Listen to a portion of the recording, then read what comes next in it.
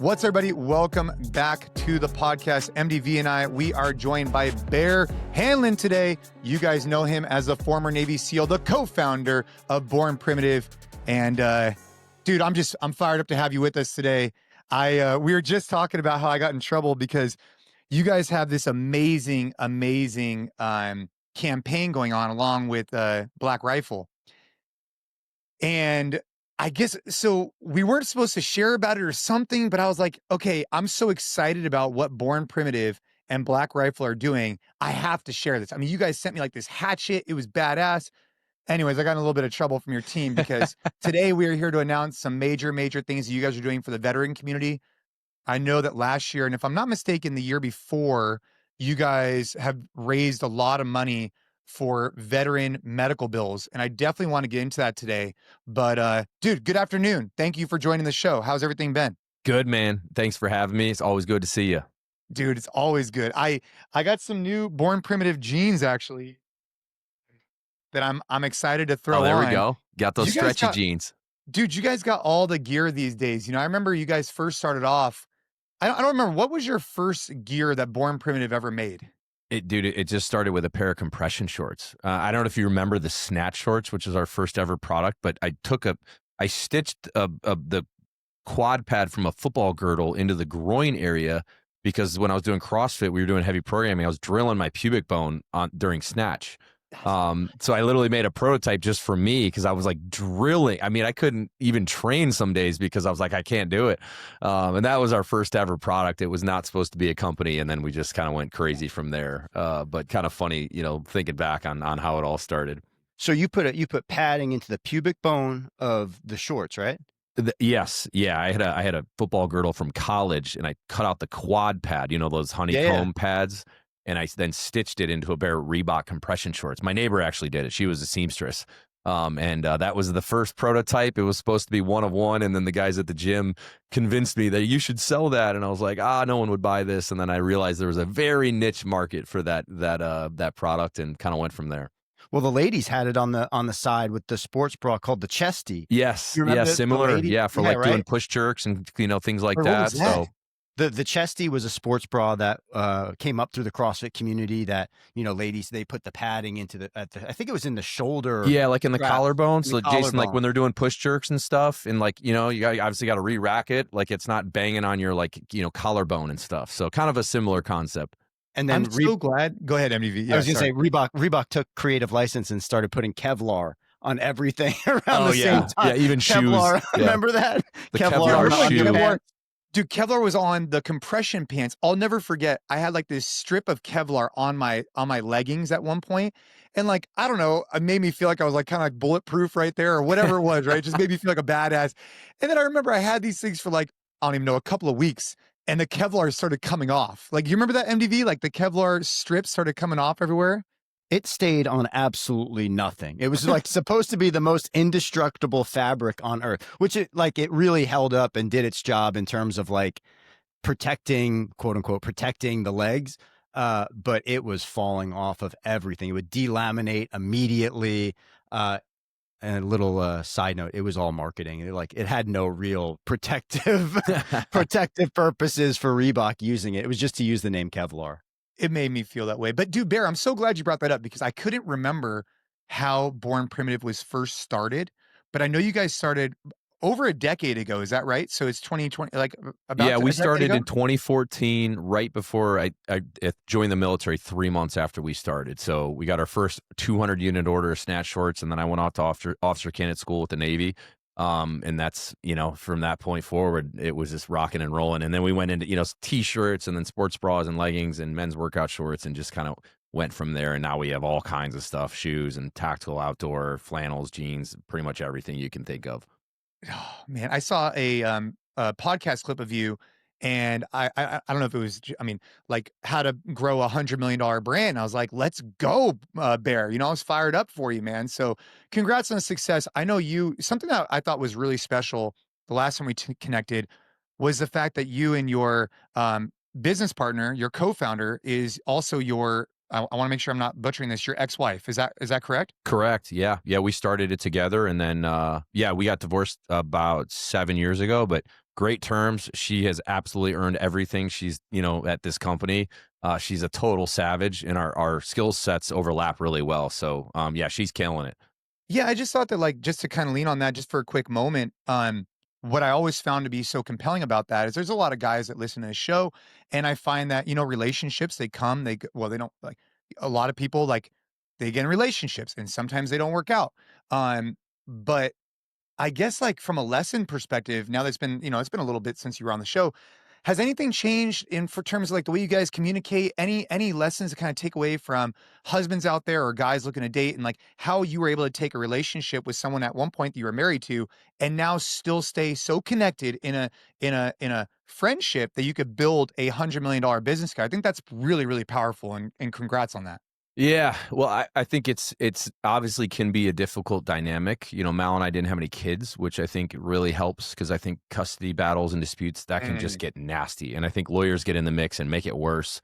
But I would just say, encourage people like, life is pretty short, and even if you have to kind of take the high road on some things, it's much better to have peace in your life than constant conflict.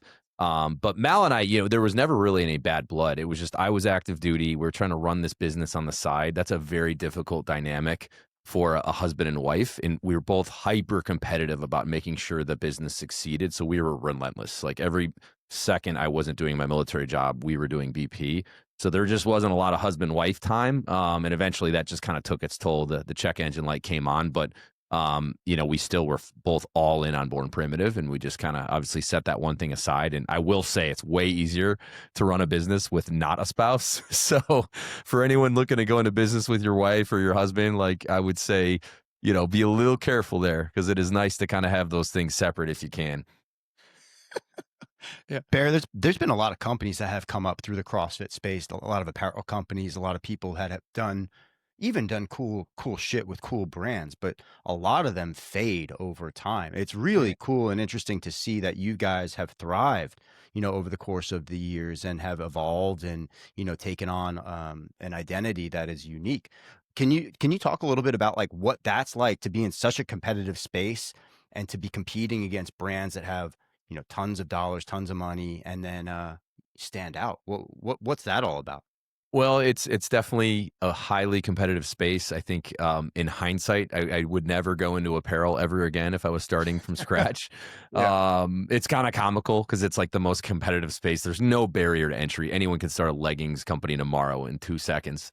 Um, in particularly, we had an even bigger disadvantage because we didn't raise any institutional capital, and I was active duty. Like, so it's like that's not exactly a recipe for success when you're competing against like the Nobles and Reeboks of the world, right? Mhm. Where I think by the time the dust settled, like a couple of years ago, Noble had raised over 100 million in capital while I was active duty, right? So like we started roughly around the same time. Now, obviously, they became a much bigger company there for a minute, and they became the CrossFit Games sponsor, and they got Tia and like the whole crew. But it's like, yeah, because they just raised $40 million from private equity. You know what I mean? So I always had that chip on my shoulder of like, we need to run our race. We're not going to go 0 to 100 million in 3 years, like maybe they did or whatever that timeline was. But hey, we stay consistent with our brand message. We expand our product category over time, but done deliberately and strategically. Um, and we're scrappy. Every customer interaction counts. So like with our customer service team, like that adds up over 11 years. Those little victories day to day do matter.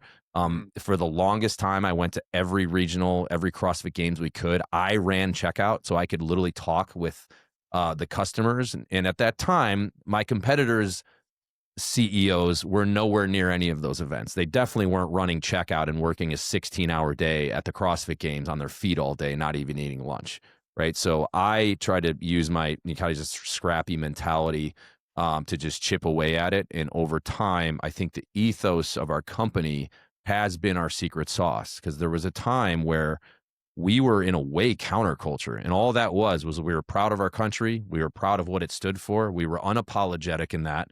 We rejected the victim mentality that I thought was infecting our society. And particularly at the time, we were supportive of military and first responders. And there was a time when supporting law enforcement would put you on the chopping block. And we did not waver an inch.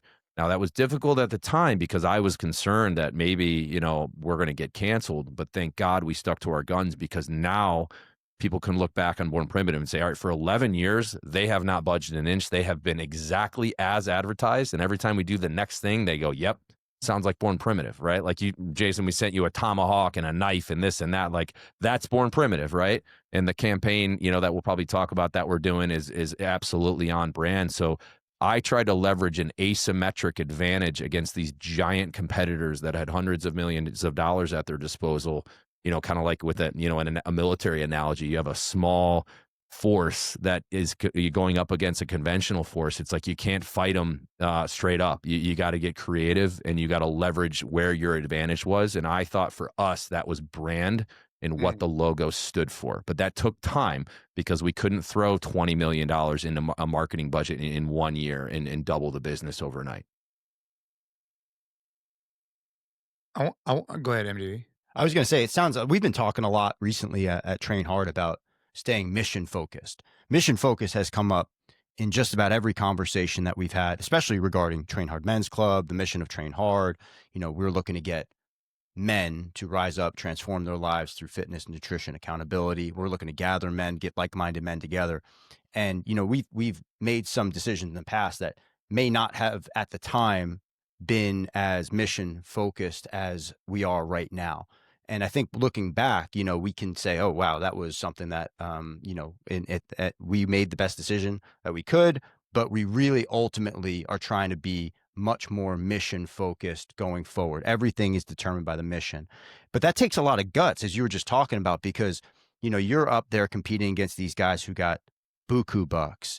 And was there any pushback around that time from, like, you know, whether it's internally within your own head or in the company or people around you being like, yo, bro, you got to do things differently. You're going to get canceled. Like, what was that pressure like? Oh, dude, that's such a good question. Yeah, well, absolutely. And particularly when, you know, the George Floyd stuff and BLM happened, you know, we had quite a few law enforcement officers that worked for us or spouses of police officers. And we had always had a Thin Blue Line collection, and we would donate a portion of proceeds to a charity that supports the families of fallen police officers, which I think is hopefully a non-controversial thing. Like, I think if a guy passes away in the line of duty, like, making sure his kids are taken care of in his absence is a great thing, right? So we did that every year, and we would kind of launch a new collection. Well, the BLM started happening, and cities were getting burned down all across the country, and it was this really weird time.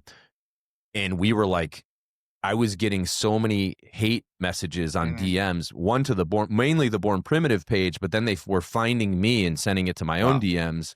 I remember there was a CrossFit owner it was a big CrossFit gym in New York. I don't remember which one it was. It was the owner of that gym said, if you don't denounce XYZ and take your Thin Blue Line collection off the site, I'm going to ban your brand from our gym. If someone comes in wearing Born Primitive, I'm going to make them leave and change their clothes. Wow. And he said, you have 24 hours to comply. And I literally remember that. I was like, what is this, a hostage negotiation? And I'm doing this as I'm doing an active duty job. Like, I think when I was dealing with those messages, I was like literally about to go board a plane with a parachute on, go jump out of it. And I'm DMing this guy, like, from my cell phone that I'm, you know, shoving in my mag pouch before we get on this C-130 we're about to jump out of. And I'm like, this is insane. Like, these people are holding me hostage. And it was like the woke mob, right? So we met as a team. Because when you're employing other people, like if it was just me and Mal at that time, I would have been like, all right, I know the answer to this. But when you, let's say, have 25 employees, it's not about you anymore. Responsibility. Yes. Right. So then it's like, all right, well, I need to make sure I make a decision that still, like, ensures the future of our company. And, you know, this is a little crazy right now, but like, do I need to kind of waver a little bit just so we don't get canceled? And thank God, after, you know, a very quick meeting, it was like, absolutely, it's actually the opposite. We're going to double down. We're not going to be controversial, but we absolutely are not going to turn our back on law enforcement. We're absolutely not going to turn our back on military. We're going to love our country and what it stands for. We're going to celebrate 4th of July. I don't know if you guys remember the time when they were trying to, like, cancel 4th of July that year. Absolutely not. We're on to the American flag, jean shorts, and we're going to be us. And it's not going to be for everyone. And that's by design. It's like, guys, I actually don't want to be for everyone, right? I like the idea that someone looks at our logo and says, oh, yeah, they're not for us. You're damn right we're not. But there's a lot of people that say, hell yeah, that logo that I have on my chest, like that means something to me because of the values of the company. And now I'm so confident in it that it doesn't bother me at all. I don't lose any sleep over it. If I get some silly comment on Instagram, that means we're actually doing things right. Because if no one is commenting on negative, then it's like, okay, we're playing it too safe. And we're going to run our race. We're going to be who we are. And that's the bottom line. Well, I think you hit on something that I think is a touching point, at least for me, that when you use the word controversial, I think that there's a way to be steadfast, and this is what we're doing at Train Hard. And I think that I just drew a line in the sand, at least for myself. And it's like, bro, we're gonna lift men up. We're going to connect them. We're gonna do the men's club. We're gonna do all these different things. Like, I don't see anything controversial in that. Meaning, like, I'm here to lift people up and support this group of people. Does that mean that other people shouldn't be supported? No, of course not. It's just if we try and be everything to everybody, we're never gonna deep dive into a group of people that I feel very called to support. Like, I feel super called to this mission. But we don't need to be controversial about it. Like, we're just gonna say, "Hey, we're here to support these people." It's like with you guys, you're not trying to be outwardly controversial. You're saying, "Hey, I'm here to support law enforcement, here to support military. I'm a former Navy SEAL. I support, we have a bunch of law enforcement on our group. Like, that's what we're doing." And if you're not for that, that's okay, but that's where we're going, right? But it's not. But I think there's a difference, at least the way my mind is working now, is like I don't need to call out other people for like I guess the point I'm trying to make is like with Train Hard and where I want to go is about positive and lifting people up. And I think that's what Born Primitive is about too. You might not align with who we're trying to lift up, but we are trying to lift people up. You know what I mean? Like that's Yes. it. Both brands. Like, It's a yeah, really dangerous game to play to try to appeal to everybody at all times, to try to please everybody it's at all hard. times. You ultimately just end up pleasing nobody. Like you try to be for everybody, you end up being for nobody.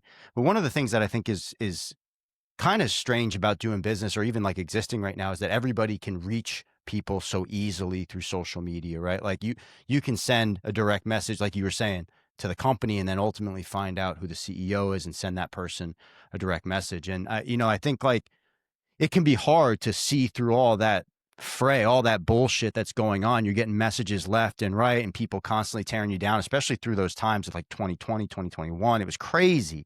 It's crazy. But ultimately, like the fruits of your guys' labor have paid off. And, Jason was telling me about the activation that you guys have going on for starting this Friday for Veterans Day, 11/11 coming up. And I'm super intrigued to hear about like veterans and donating for their health care is such an interesting thing because you hear a lot about the mental health struggles and the physical health struggles of veterans, but I don't know enough about it. And I would like to hear a little bit more from you about what you guys are doing to assist in that effort. Yeah, so we're calling it Operation Debt of Gratitude.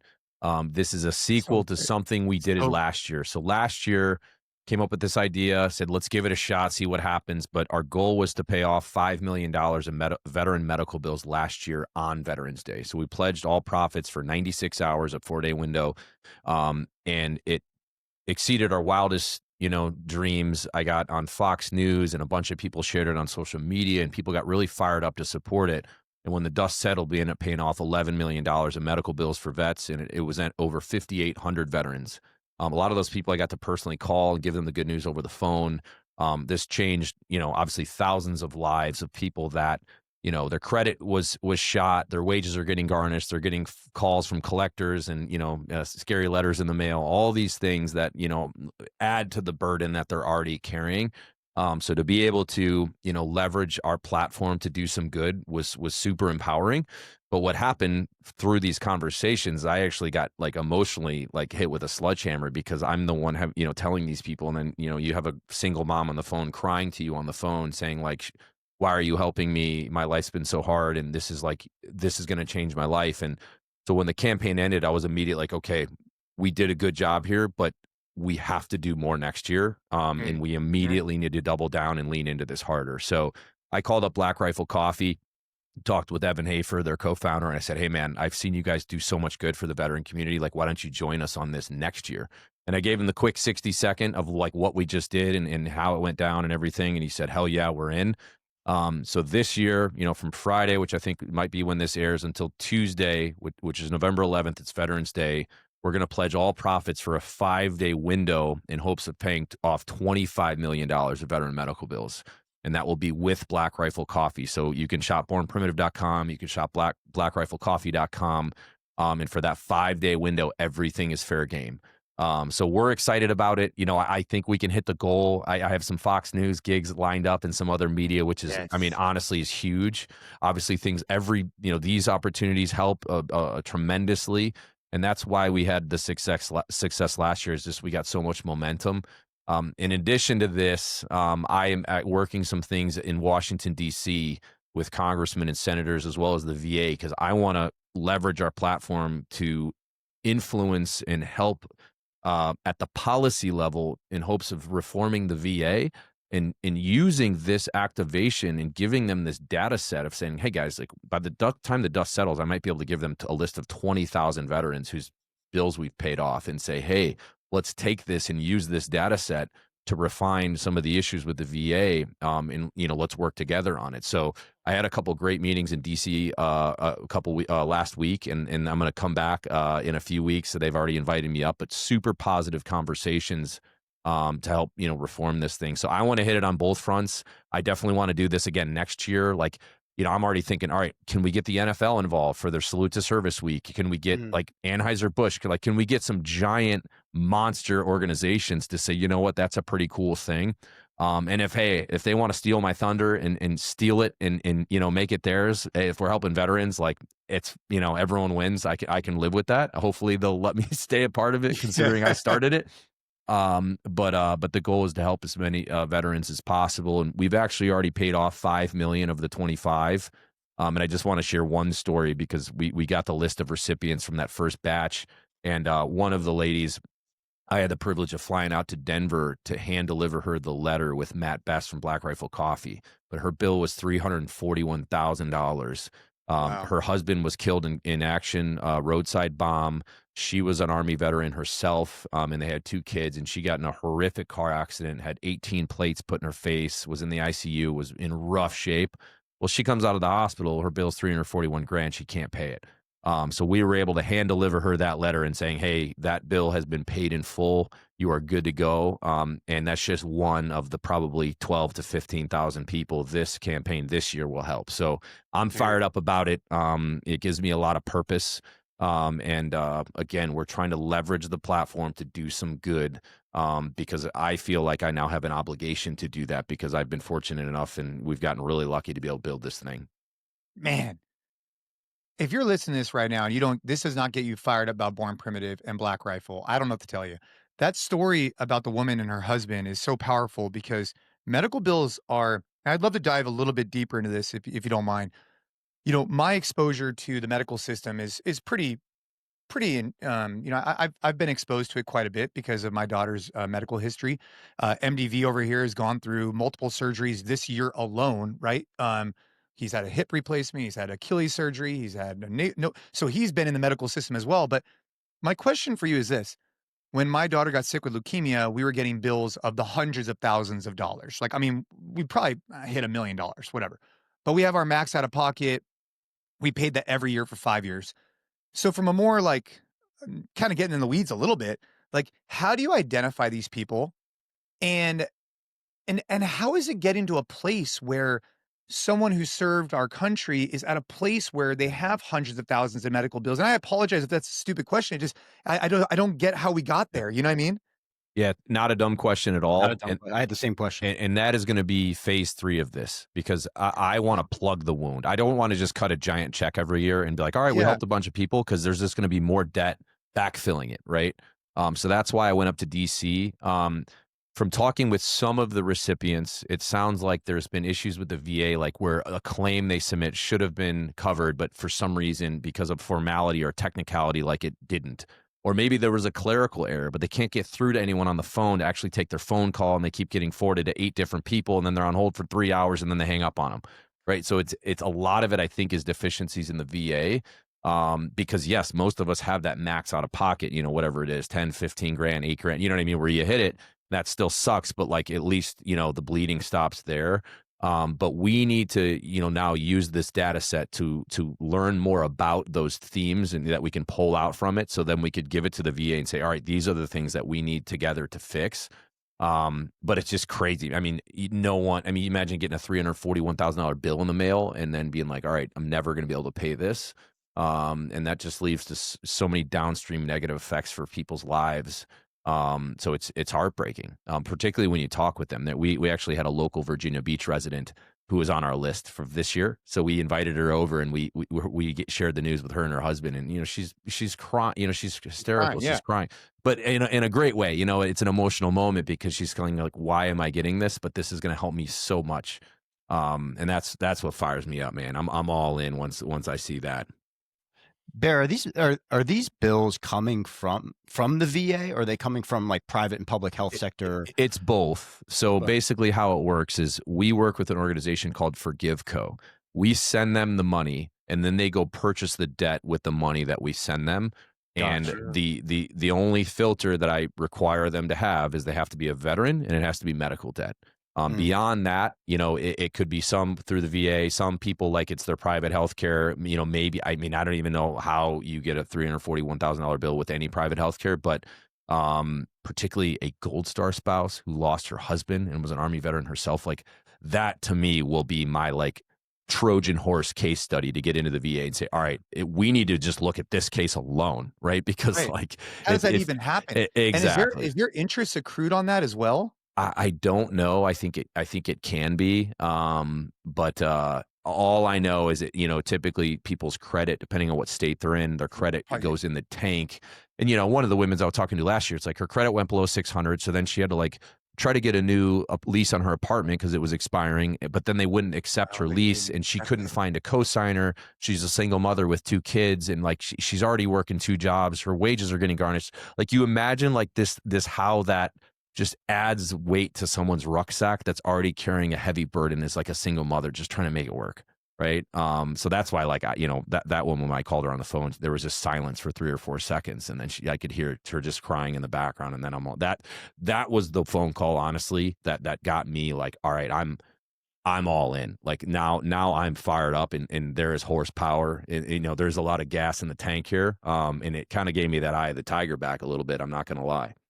I'm glad that you guys are tackling this at both the level to, like you said, kind of stop the bleeding, but then also to really address the main cause of the bleeding at a policy level, because it just seems so, ass backwards that like we have individuals who go and so bravely serve our country, and you would think that after service has been rendered, after they've come back, or their families, that the health care of these people would be the number one thing. You'd be like, oh, that's already taken care of. We understand that you have paid your debt to our country. And like, it almost makes me angry that this is an issue that so many people have to deal with. And, I know that through the VA, there's terrific options for care and a lot of those things, but it just doesn't seem like this is something that should be happening. It seems like this should be something that at a policy level gets addressed, and that we as a country go forward taking care of the people who have gone and served so they don't have to deal with medical debt after service, Yeah, totally agree. And I will say that the meetings I had in DC, particularly the meeting with the VA, they're all about it because the new leadership in the VA, they acknowledge the problem and they're actively trying to fix it. So when I met with them, they said, hey, like we're all in, like let's all roll up our sleeves and do this together. So I'm really excited. I'm going to go back up there and we're going to do, an even more in detail meeting. But to their credit, I mean, they're all about helping fix this thing because they just inherited it, in whatever it was, January, right? So a lot of work to do though, but I think there seems to be a positive attitude behind it, and if I can be a small part in kind of kickstarting that, I mean, I feel like I have an obligation to, because not everyone can just get those meetings that I got. I kind of worked my contacts a little bit. And I will, not going to lie, having a trident, for being a SEAL definitely opens up a lot of doors. And hey, if I can use that to get a meeting and, get people to, give me 30 minutes of their time so I can pitch them on something, then I think that's a good way to use it. Dude.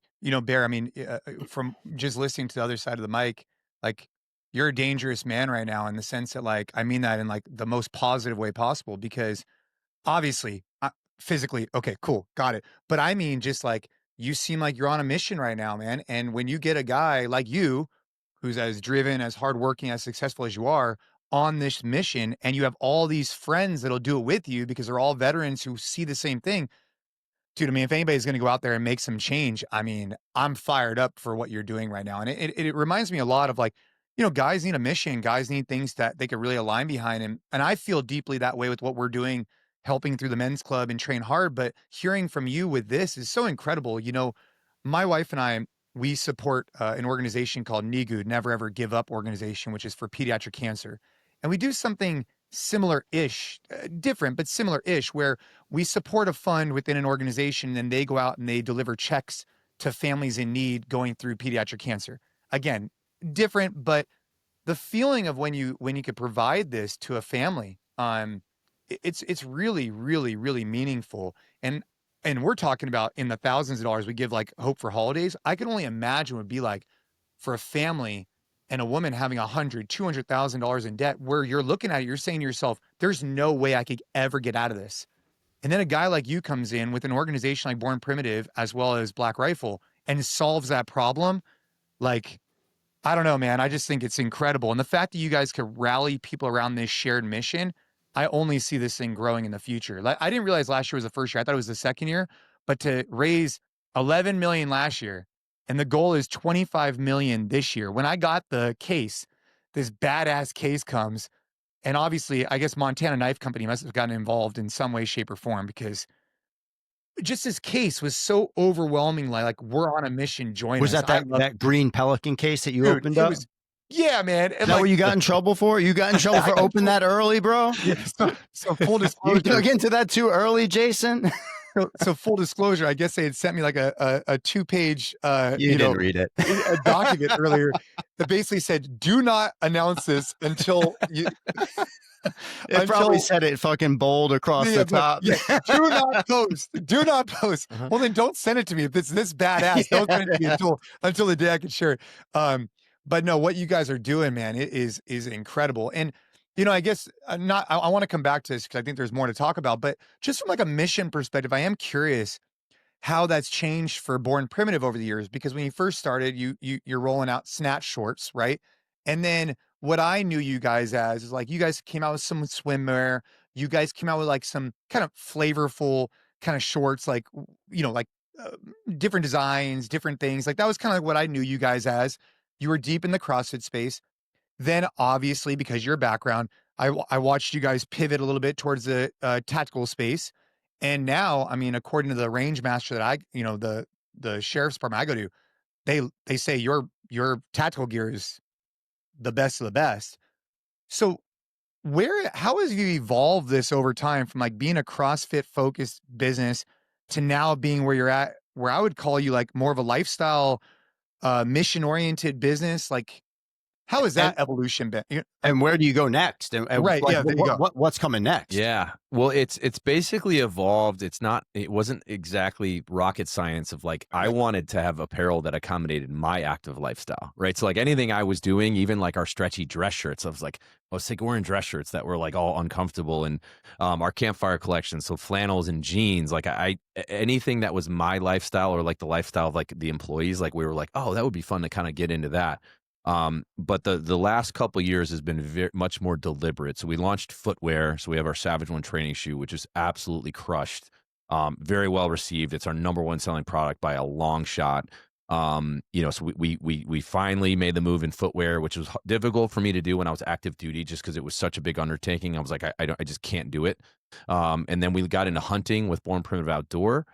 So a bunch of layering systems and jackets and base layers, all the stuff. And then last was our Born Primitive Tactical launch, for our military and law enforcement, and obviously people just going to the range doing things like that. And that was kind of twofold. One, I recognized a need in the market based on being an operator and getting gear issued that I didn't think had enough performance components to it, right? So like when we got our like giant loadout from Supply of all of our op camis, I remember putting the pants on. I'm like, how am I supposed to run in these? Or how am I supposed to climb a caving ladder up a ship?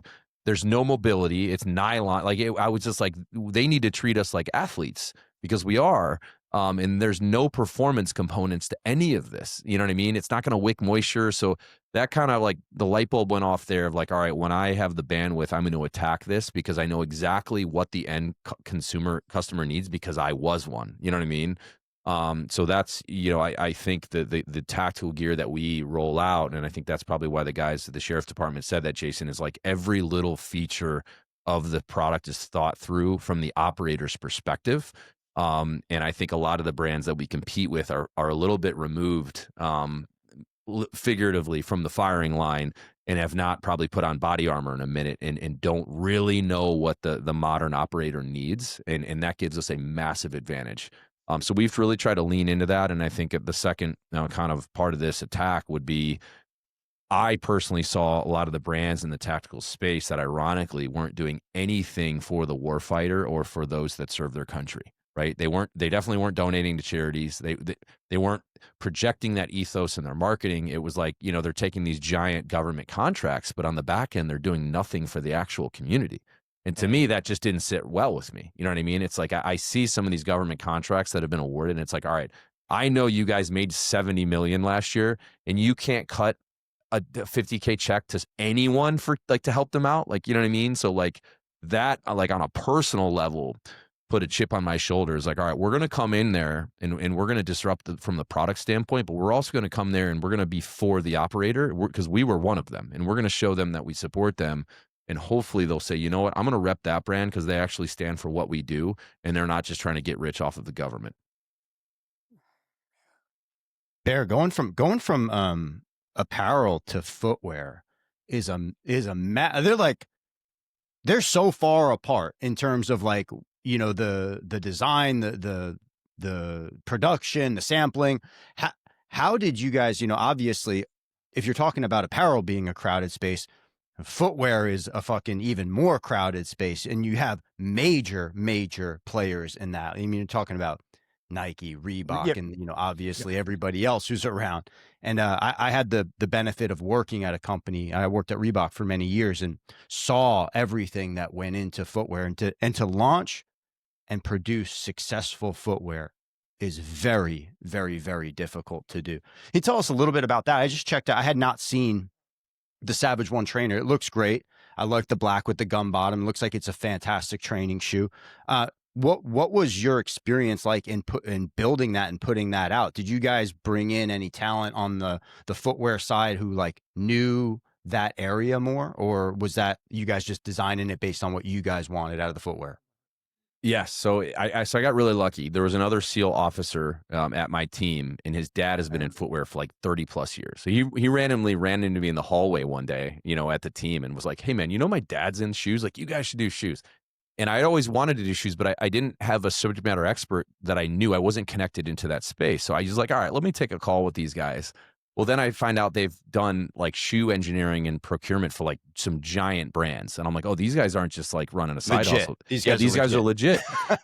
So I kind of explained to them, all right, hey, I've been in human performance my whole life. I was a Division I football player. I competed at the CrossFit Games. I'm a Navy SEAL now.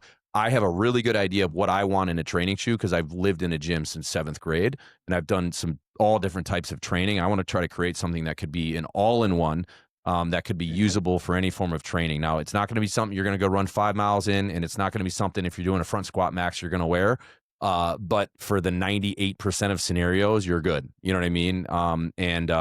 Definitely talked about some components of the Nano, of the Metcon that I had because I had worn all of those over the years. And we put together kind of a wish list and got the first prototype. And, I think it went through 8 or 9 iterations.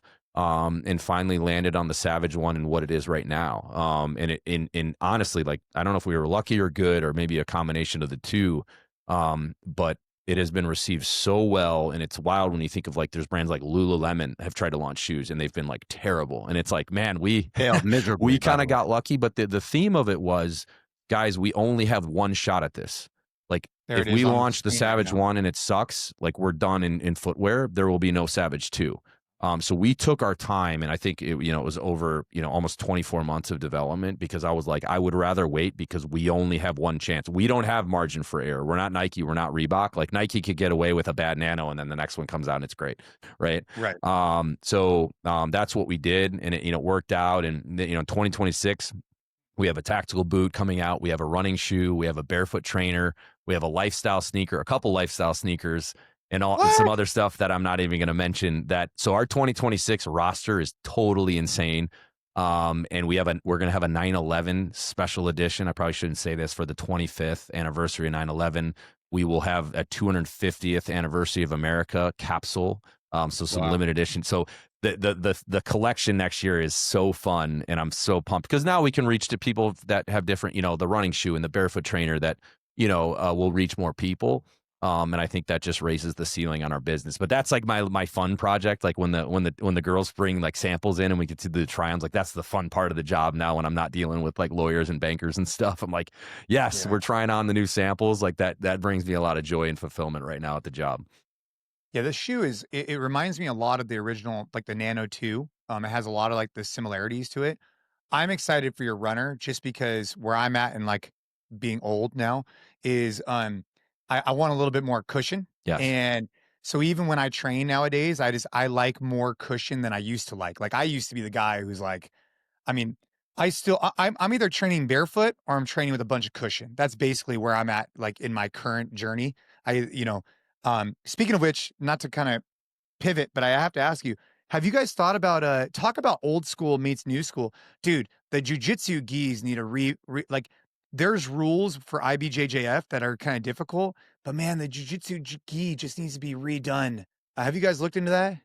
We get the request a lot, man, but it's one of those things you got to choose your battles, right? Because if you're gonna go in, you got to go all in, right? Like I wouldn't just want to like get a gi and like list it on the site and hope that like there's enough audience. Like I would want to have a plan to Mm, credibly enter the jujitsu space and be like in the space is okay. They're one of us, and we have so many other irons in the fire that a lot of times I just have to say, all right, maybe not never, but just not right now. But I get what you're saying. I have a gi, and it's like, I think it's by design, but they're so heavy, and like, you get like this little drawstring. I mean, there's definitely, I think, some innovation that could be done to the gi, as long as it's obviously complies with like the rules and stuff. But I'm with yeah, you that's on the that. weirdest part is like the rules. I think Origin does a really good job. But the rules, yeah, like anyways, I see a performance gi coming out here in the near future, and people are just gonna realize like, hey, I can't compete in that, and that's okay. Yeah, Because it just is what it is. What is, dude, I mean, you look great. Um, your daughter's how old now? she's 4.5. Okay, I was gonna say 6, so I was a little off. But okay, daughter's 4.5, you got $100 million business, and you looked jacked right now. The most important thing. Tell us what you're doing for your training right now. What does that look like, and how has that evolved over the years from being, playing collegiate football, Division 1, obviously getting involved in CrossFit, being in the teams, and then now kind of what you're doing. Do you lift heavy right now? Do you lift moderate? What does that look like? Just curious. It's kind of a hybrid of everything I've done in the past. Okay. I had my like Division 1 football phase where it's all like explosive lifts. You're doing like 3-rep hang cleans at the most. You're not doing more than 3 reps and just power. And then obviously I had my CrossFit phase. You guys, of course, know all about that. And then when I got into the military, it was a blend of the two with a little bit more distance because you got to be able to run distances, at least in a training setting. You do. So right now it's kind of a blend of all of it. I'll have a day where I'll do a CrossFit style workout, really get the heart rate up, maybe do 5 rounds, on the 5 minute, and the round takes about 3 minutes, but you're kind of going all out. And then you get that 2 minute rest. Or I'll do a 25-minute AMRAP with 3 or 4 movements, obviously slowing the pace down a little. But then there's those days I'll go in there and I'll do kind of an old school workout where it's bench supersetted with weighted pull-ups and incline bench with bent over rows and hammer curls and try, you know what I mean, like Sure. just a bro session. The good stuff, yeah. And then I still try to run, but I do a lot of it on the curved runner now. Like I don't go run on the pavement.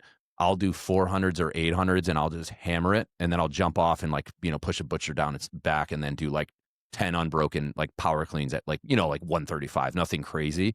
But I definitely don't do the heavy weight. Like I'm not trying to back squat more than 4. Like there's no reason for me to put 405 on my back right now. So I kind of have just reined that in a little bit just because I want to stay healthy. but I have some certain like, things that like, I always want to, 315 bench. I want to be able to power clean 300. Like there's some certain ones that I'm like, for 2K row, like I want to be able to row that in 645. There's a few things that I hold myself accountable to that it's like, all right, if those start to like slip, you need to kind of ramp things back up again. So I try to kind of test those twice a year just to be like, okay, I still got it. And there will be a time we'll have to, of course, adjust those numbers. Recalibrate. Yeah, exactly. But I'm gonna go as long as I can. I'd like to be able to say that you can step up to a barbell with a pair of blue jeans and work boots on and rip 300 off the floor. That I'm happy with that. Talking my language right now. I love this. Right? I love it. You know what I mean? love the fitness The jeans. gas Let's station go. ready, right, Jason? Yeah. Hey, dude, this guy. I love working out in jeans. It's the best.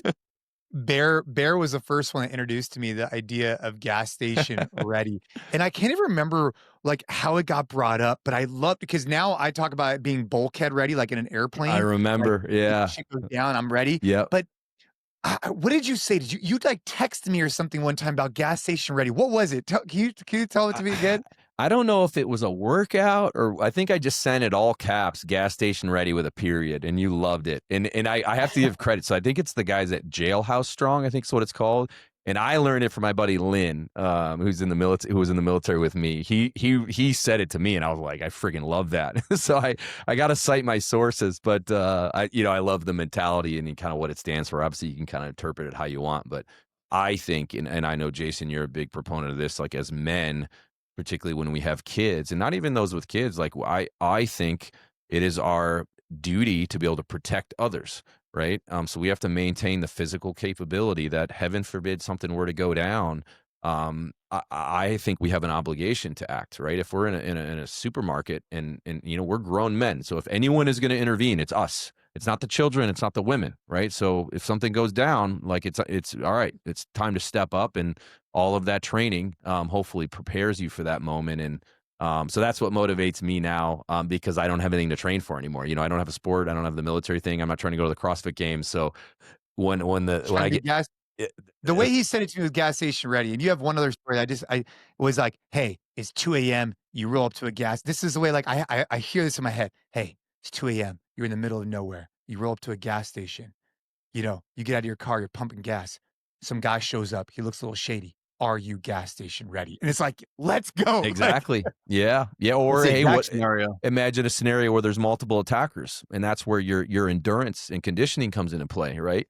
What if you got to, what if there's a scenario where your daughter's in the back seat, strapped into her car seat, and they're carjacking your car. They don't know she's in the back. You know what I mean? Now that's a fight to the death. You're not giving the car up, right? And maybe there's 3 of them. So your training, and obviously your combatives training, but also just your stamina. I mean, that's your currency in that situation, because there's 3 of them. Someone's going to gas out. So, Bear, I got a question for you. This has been a super inspiring podcast. I think what you guys are doing with your activation that starts this Friday. I think Friday's November 7th, runs all the way to November 11th, both at Born Primitive and Black Rifle Coffee, all profits being donated to that very good cause, debt of gratitude. But you've brought up a number of times being in a place where you've had to make a hard decision, and you've talked about certain decisions in business, and you've also talked about a couple in life, but the business ones in particular. What is your thought process when you're faced with a really, really difficult decision? When you're faced with something where you're like, oh man, this is putting me in the blender a little bit, and I don't know which way to go here. Like what do you think about when you're faced with something like that? Because we're all faced with tough decisions, and we all have to make them throughout life, and whether they're based around $100 million company or based around protecting your family, whatever. I think the decision-making process is really interesting for people. And I want to hear a little bit about yours. Like when you're faced with a tough decision, what goes through your head? well, I think you got to start with the ethical foundation of what you're talking about, right? Because the easiest thing that you can, use as your shoreline or your handrail is your own value system, right? And so hopefully it's a decision that easily aligns with that, and then it requires no further analysis, right? Obviously, running a company, the water can get a little muddied with, let's say there's an employee that isn't performing well, and you should let them go, but like they have a tough personal circumstance. Like, do you give them more grace? But then now you're setting a standard that you allow that you know what I mean? And those are the things that I think are more difficult for me when it involves like, employees and their livelihood. Or, maybe you're, have a partnership with another brand or company and they get squirrely on you. And you have to decide, how you're going to respond to that. And it seems like in my seat now, it's almost like the amount of decisions you make in a day is exhausting. But you learn to be pretty decisive and swift because you can't deliberate on them all day. And in some cases, and this is something we would do in the military, we call it a COA analysis, course of action analysis, where you say, all right, COA 1, here's the pros and cons, COA 2, here's the pros and cons, COA 3, and you kind of stack them up and look at them. And you know what I mean? And by doing that, sometimes it makes it much more clear, like which path you should take, but you're acknowledging the risk to each one of them. But sometimes you just got to make a call and you got to go, you know what I mean? And I think, too many people get paralysis by analysis and they just can't make a decision. It's like, all right, an 80% solution now is better than the 100% solution 3 months from now. So guys, let's just do this and make a call and we'll roll with it. We'll figure it out. Yeah, thanks for sharing that. There's really important stuff here throughout the podcast. I really appreciate a lot of things you shared, and in particular about your decision-making process being anchored to a certain set of core values, understanding what the pros and cons are across different situations, and then, it's time to go. You just gotta go. And yeah, that's really valuable stuff, I think, for anybody listening. Thanks for sharing, Bear. No Bear, problem. dude, still to this day, out of all the stories we've had on the podcast, the one of you in the white van Oh getting yeah. pulled over, right? Did you, Dave Casher recently shared a story about him being in Korea and being in like did you see this? He just shared it No. today. Uh-uh. He's in Korea. He's doing like this reconnaissance. It's all like, a drill. It's not like real. And anyways, he shares his stories. Like he's all in like his Navy SEAL gear, like supposed to be in full camouflage. And he's waiting on the side of the road for a pickup truck to come get him and his team. And they're supposed to be like in secret, like no one should be able to see him. And I guess an old lady from across the way comes out of a house like at night with tea for the boys because she saw them in the bushes. It's like the way he tells the story, I thought was pretty funny. But anyways, Bear a long time ago told me a story about him being in like full getup and getting pulled over by a police officer. I can only imagine the look on that guy's face. But Well, yeah, I mean, I got a helmet, night vision goggles on, and he's like, "Do you guys have any weapons?" And I'm like, yeah, in the back." And he opens up the back hatch, and there's like 4 belt-fed machine guns. And I'm like, "Dude, yeah, we're on our way to a training exercise, so this is not great timing because we had a 30-minute head start on those guys, so we were like, hey, we got to get rolling." So that was we got a couple of that was weapons. pretty hilarious. Oh man, Holy shit, that's funny. So look, for everybody listening to this podcast, learning more about Born Primitive, make sure to go support our friends, right? I've known Bear for a long time, and watching what they're doing with the veteran community and the way they're paying off pills, it's just such a different approach to it. Because a lot of times, and I could speak from experience on this, a lot of times when you donate, right? Or everybody that's ever donated to anything can probably speak from experience here. You donate to something and it gives you some type of emotion, whether it's the Red Cross, this, that, and that's great, right? Because you feel like you're supporting a mission. I get it. But what I love about what Bear is doing is that you're directly impacting something very explicit. It's very cut and dry. It's, hey, I'm going to buy a product. They're going to give to someone's medical bills. And I imagine there's no fluff in between. Like, it's like this company gets a check for, let's just say for the sake of argument, 25 million, and they're going to utilize that 25 million to identify veterans that have debt that they're trying to collect. And this company's going to pay it off, right? I mean, that's as simple as it gets. And that's why I was so pumped about it because, like, I love to cut a big check to a charity, but obviously there's, kind of administrative costs and like, they're going to apply it in their own way. And I absolutely still encourage everyone, we should continue to support our good 501c3s out there. But this was a way it goes directly to the recipient and their bill's just gone. Like that's it. There's no catch. There's in it. You know what I mean? So that's why I we're going to continue to do this. And honestly, like I hope in the future, like I definitely want to get our first responders included in this in the future, maybe around different moments in the calendar. But this is something that is kind of, struck a nerve with me. It's been so cool to see everyone come out and I have to like stress that I am purely facilitating this. The reason it's possible is because of the customers. Right. I'm just purely the conduit. We built a pretty cool platform, but it's not made possible unless people don't come out and shop the cause. And just, it was so cool. And I like the idea of two veteran-owned companies coming together to solve our problems. I typically am kind of against relying on the government to solve our problems. So it's such a military theme to work together to solve a problem that, like, I think it's perfect for us in Black Rifle to be doing this and to particularly be helping out our own. Yeah. Well, so I'm going to go pick up, I have one of those campfire flannels, Oh yeah. and I wore it the other day to a baseball game, and it's super comfortable because it has that stretch, but it's not so stretchy. You feel like you're wearing you know what I mean? Like, I want to have a little bit of texture, but not Yes. so much. So I want to be able to move. And I found it to be super comfortable. So if you want to go check that out. And then obviously our friends over at Black Rifle, you know, I've been on their podcast. They're cool guys. I like their coffee. Their coffee's strong. So if you like, I had it this morning actually. If you like strong, like black coffee, dude, it's great. So go check them out. When this podcast release this weekend, right? All throughout Veterans Day. If you're in doubt, over the weekend and Veterans Day, if you're looking to pick up apparel, all the things we're talking about, or again, coffee from Black Rifle, make sure you go check these guys out.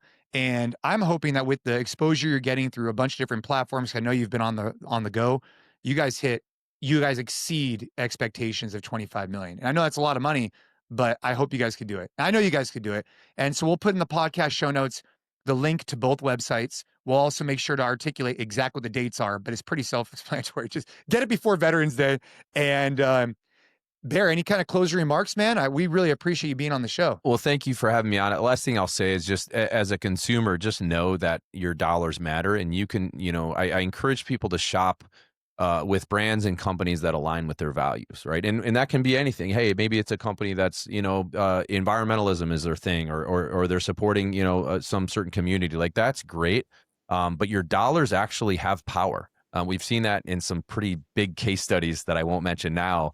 And I think as a consumer, that's a cool thing. So, hey, if this is something that you, it aligns with you, and you want to help some random person you're never going to meet, and someone's going to get some great news in the form of a letter or a phone call that this giant burden in their life has been lifted, thanks to people like you, then come out and see us. And, it means a lot. And if not, all good. There's a ton of other good companies out there you can support. And I think the closing remark I'll make, and this is the headline of this campaign, is that we're stronger together. And this is at a time when I think we're pretty divided as a society. What I love about this, because I'm a fairly political guy in some sense. I'm pretty passionate about the direction of the country and all that. But I love that this random list of people, it's randomly selected. They come from all walks of life, both sides of the aisle, all religions, all skin colors, all genders. They're all Americans, and that's the only thing that matters to me. So I think at a time when, we've kind of all been, split 50-50, and you're either in this camp or this camp, it's like, no, this is truly a bipartisan and unified effort. And the only thing that matters is that they're American, and that's something we're proud of. I love that. Well, Bear, we appreciate you. For everybody listening, we appreciate you guys. Make sure to check out the podcast show notes. And as per usual, keep training hard. Love it. Thanks.